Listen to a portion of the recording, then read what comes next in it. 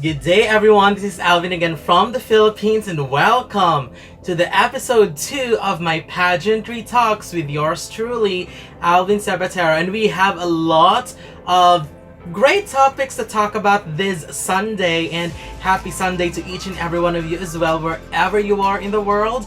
And we'll start it off with our first topic, which is the wedding day of our Miss Universe 2017, Demi Peters.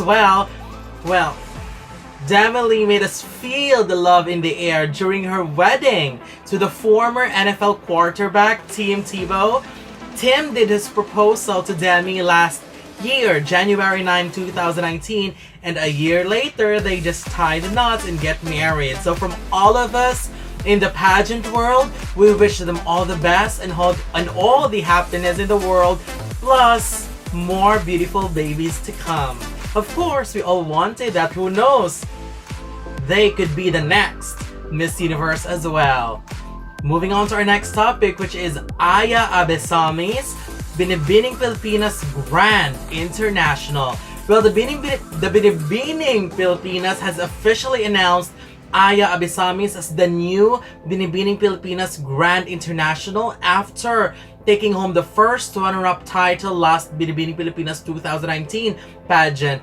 Although there are no further announcements if she will be representing the Philippines in the 2020 edition of the Miss Grand International pageant, I personally think that she would have been a decent representative in the pageant, and hopefully she will be given the chance to represent. And I wouldn't mind that at all, because beauty-wise, Abesamis is super beautiful, and she has been living in a family surrounded by beauty queens, and for sure she will be trained very, very well for the Miss Grand International 2019 pageant. And I really hope she will be given that chance, because I think based on her age, I didn't really got how old she is, but I think she's almost at the age limit. So hopefully she will be given this chance to go and compete and represent the Philippines.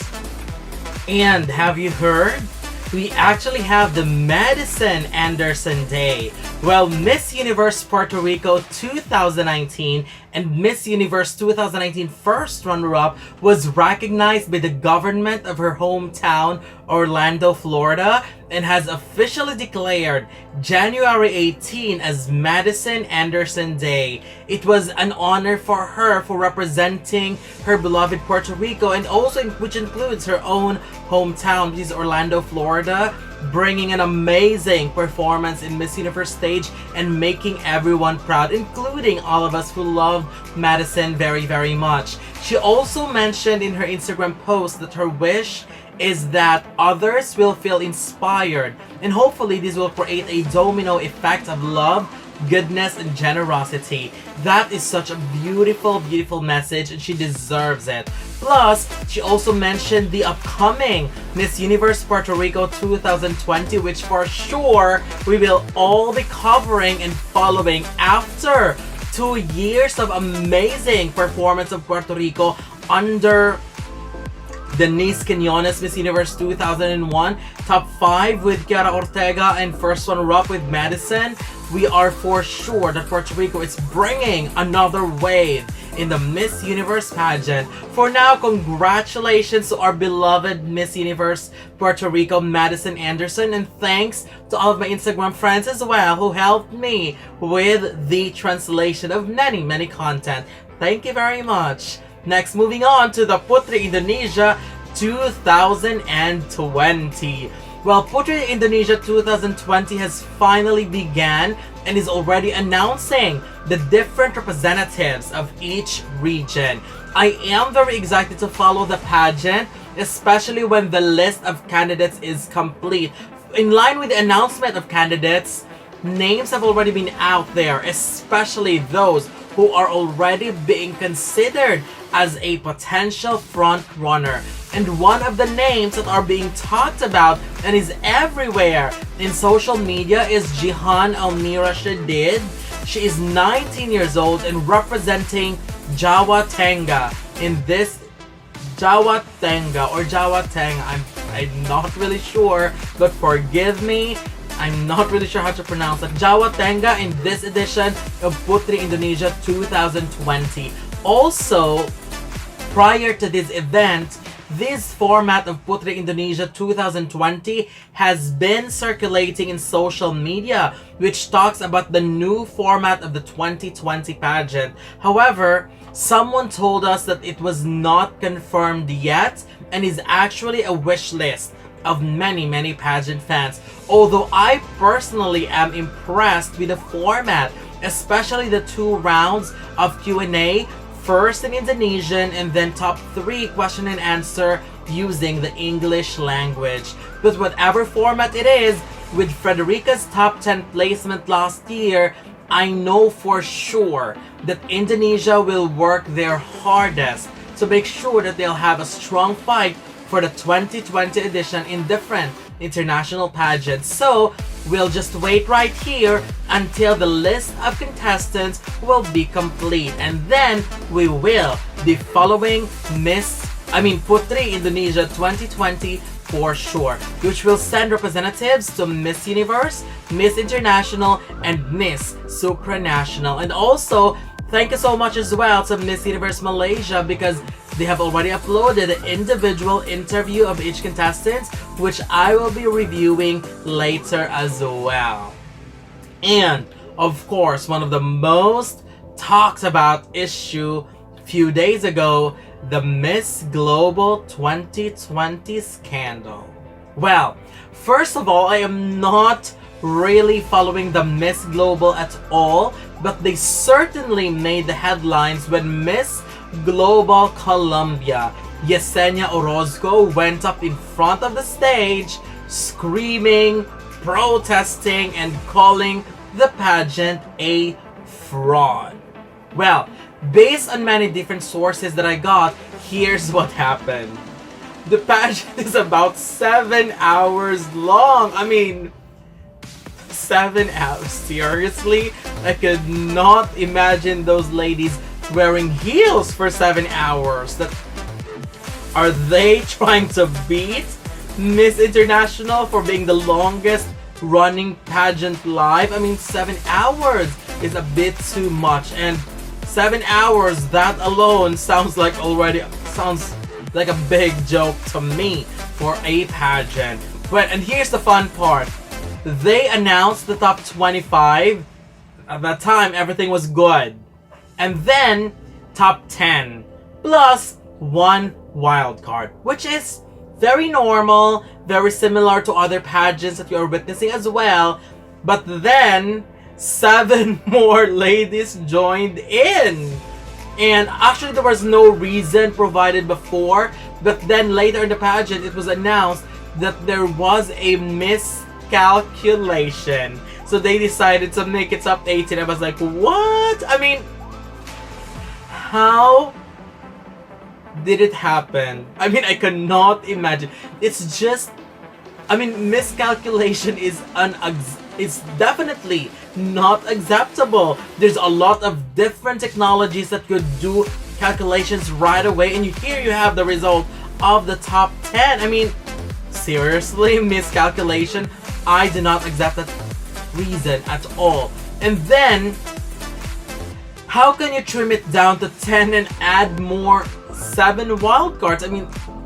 Unbelievable. I do not get that. From that moment, if I am one of the contestants, that's already a huge question mark for me. It's terrible. And then, get this. The evening gown competition started, but instead of 18, only 16 walked out on stage in their gowns. And then, Miss Indonesia, who was not called out at all, is one of those ladies who walked during the evening gown round.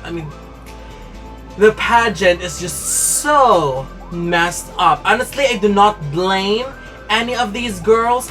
The organizer of the pageant certainly needs some huge help, because it definitely showed how unorganized the pageant is. I just feel sorry for all the ladies who are competing, because for sure some of them have prepared months and months for this pageant, and this is what they're getting. seriously? I mean, these girls deserve so much more than this. Then, whoever it is came out in front and explained why there's additional ladies, and that's when Miss Colombia started to walk in front of the stage and loudly screamed her protest, calling the pageant a fraud. It was said that live streaming was muted. However, many videos still circulated online with a complete audio on what she was screaming about. I am very happy while watching the video because it seems that the ladies behind her have her full support as they applaud her. And they even stood beside Miss Colombia, and that's already a show of support for her.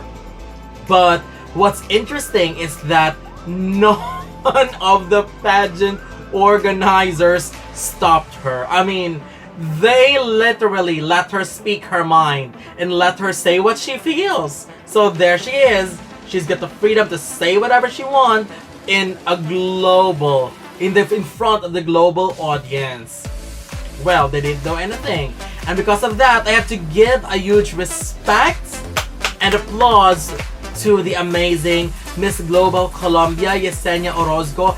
This woman deserves our respect, and I am truly glad that she is speaking out, especially when she felt that something is really wrong. As what they have said, these women worked hard and prepared so hard for many months, and they do not deserve a fraudulent or any fraudulent act in any pageant. There are many sides to the story, like someone wanted to make sure that Miss Mexico will win, but of course there are also some other confessionals from other contestants that they are giving special treatment to Miss Mexico, which is very, very unfair if it's really true. And also, Miss Colombia isn't against the pageant, is not against the Mexicans, but she was speaking out against the people who are corrupt and those who are trying to pay for the crown. And I truly admire her for that. Again, as what I have said, huge respect to Miss Colombia